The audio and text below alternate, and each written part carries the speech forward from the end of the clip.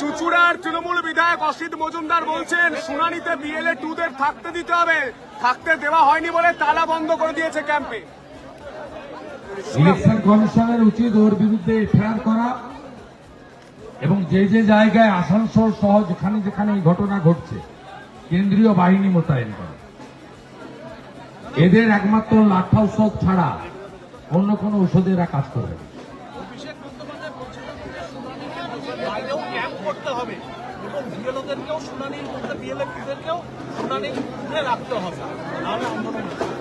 আন্দোলন করতে হবে। ইলেকশন কমিশনকে সম্পূর্ণ ক্ষমতা সংবিধান দিয়ে গেছে, সংবিধানের 324 ধারা অনুযায়ী। নিউ টাউনে তো দুর্গাঙ্গন হচ্ছে, ইকো পার্কের পাশে তো করতে পারলেন না দুর্গাঙ্গন।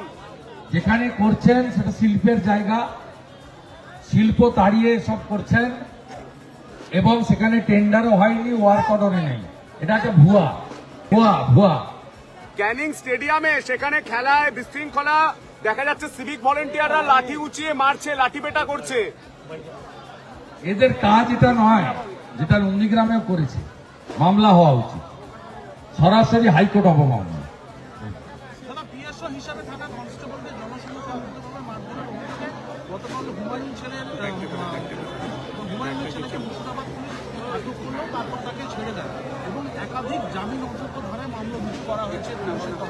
মামলা করলে কি হলো, ছেড়ে দিল কেন?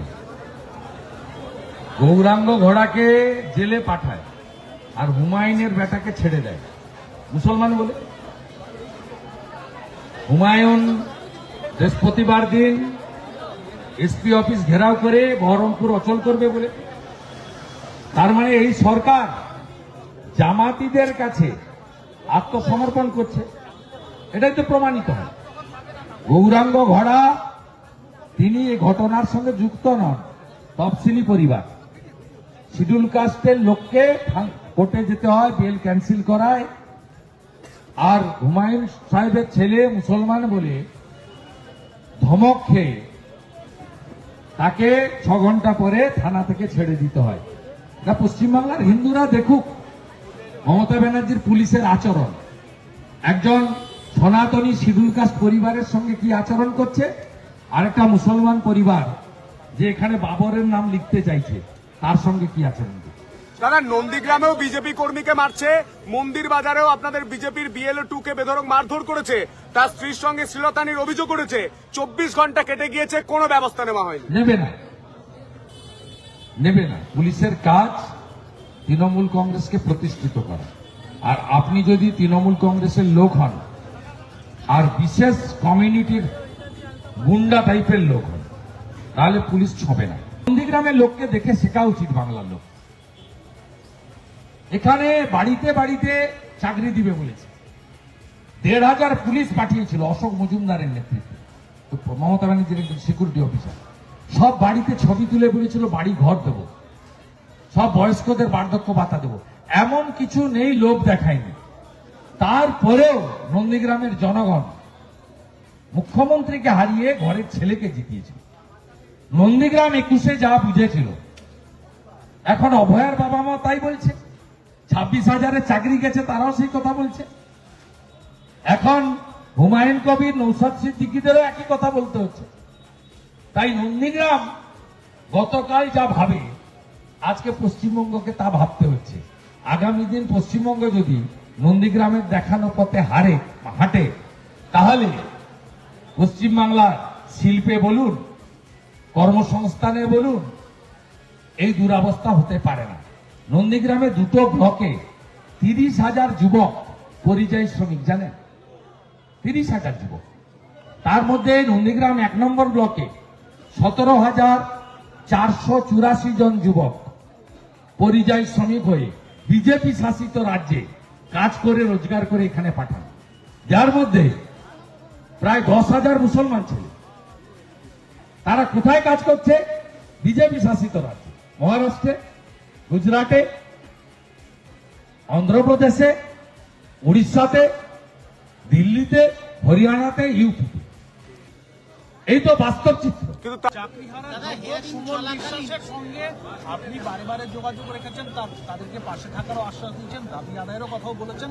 আজকে দেখা গেল হুমায়ুন কবির তাদের সঙ্গে দেখা করলেন এবং তাদের পাশে থেকে তাদের দাবি আদায়ের কথাও বললেন।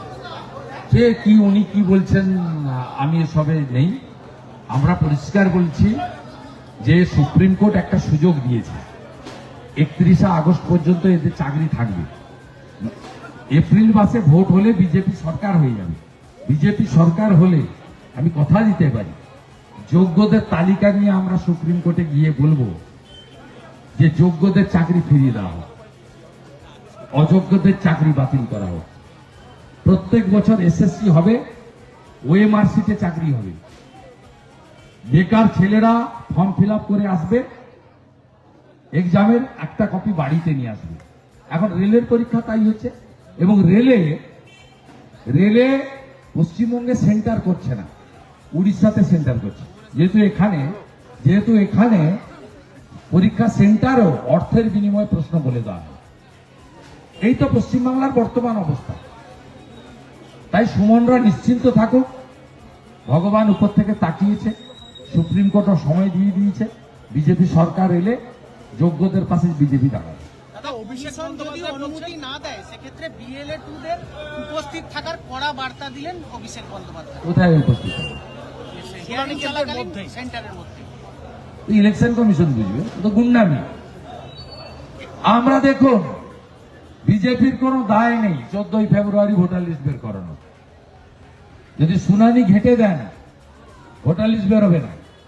ভোটার লিস্ট না বেরোলে ভোট হবে না। ভোট না হলে কাউকে চাইতে হবে না রাষ্ট্রপতি শাসন।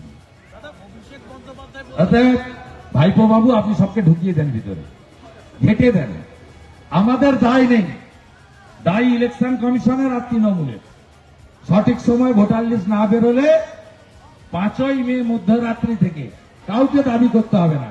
সংবিধানে লেখা আছে যথাসময়ে 5 বছরের মধ্যে ভোট না হলে অটোমেটিক রাষ্ট্রপতি শাসন হবে। আর রাষ্ট্রপতি শাসন হলে কি হবে জানেন? রাষ্ট্রপতি শাসন হলে একদম লাল হয়ে যাবে পিছনটা। দাদা, অভিষেক বন্দ্যোপাধ্যায় বলছেন যে পরিযায়ী শ্রমিকদের সশরীরে উপস্থিত হওয়ার কোনো নোটিফিকেশন নেই। আমাদের প্রশ্ন, কেন ভার্চুয়ালি হবে না? যদি কেউ সশরীরে থাকার কথা বলে তাহলে নোটিফিকেশন দেখতে চাইবে, সশরীরে আসার কথা বলে যাতায়াতের টিকিটেরও টাকা চাইবেন, যাদের যাদের সমস্যা আছে তারা টাকা চাইবেন। অভিষেক বন্দ্যোপাধ্যায় ওর কথার উত্তর দেব, ওর কথার উত্তর দেওয়ার কোনো প্রয়োজন নেই। উনি যার আলোকে আলোকিত তাকে আমি হারিয়েছি, আমি উত্তর দিলে ওর পিসির কথার উত্তর। দাদা, ভাটপাড়া পৌরসভায় 2 নম্বর ওয়ার্ডে ভাটপাড়া বয়েজ স্কুলে 2 নম্বর পার্টে হিয়ারিং চলাকালীন BLA2 তদারকি করতে বাধা ওখানকার ভাইস চেয়ারম্যান দেবজ্যোতি রোজ। এগুলো বিচ্ছিন্ন ঘটনা, অ্যাকশন নিতে হবে ইলেকশন কমিশনকে। আর এসআইআর সুষ্ঠুভাবে না হলে ভোটার তালিকা বেরোবে না। আমাদের ভিডিও ভালো লাগলে লাইক আর শেয়ার করুন, কমেন্ট সেকশনে গিয়ে জানান আপনাদের মতামত। আরও ভিডিও পেতে আমাদের চ্যানেল এখনই সাবস্ক্রাইব করুন এবং প্রতি মুহূর্তের খবরের আপডেট পেতে প্রেস করুন বেল আইকন।